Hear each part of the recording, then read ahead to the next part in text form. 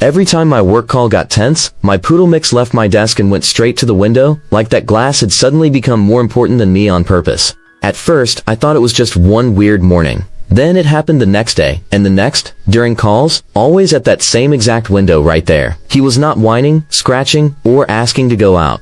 He just stood there, facing outside, calm, focused, like he had taken a quiet shift somehow. So I tried the obvious fix. I spoke softer on the next call. He still got up, walked past me, and planted himself at that window again anyway. Then I noticed the timing. Before I even raised my voice, my shoulders tightened, my hand grabbed the desk, and he looked at my back before moving toward the window. I moved his bed right beside my chair, thinking he only wanted to stay close. He curled up there until the call got serious again later. The strange part was later. When my voice relaxed in the middle of a call, he left the window and came back without being called once. That made the noise theory feel weak. I could laugh loudly on a personal call, and he barely cared. A quieter work call sent him straight back to the same window. So I chose a new answer.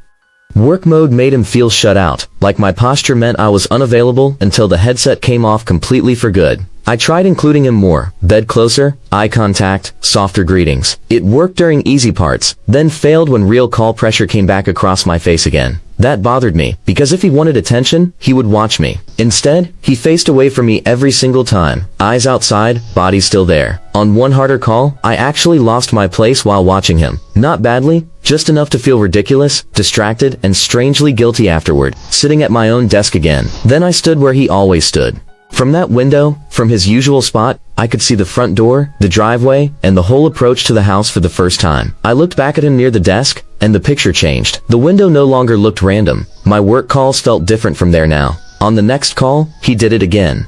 But watching him at the window no longer felt annoying to me. It felt embarrassing, sweet, and strangely kind. I tried fixing myself, not him. On easier calls, one slow breath and lower shoulders kept him beside the desk for the first time all morning, right with me nearby. Then a harder call came in, and my body tightened before I caught it. He was back at the window, calm as ever, within a few seconds. I overcorrected next.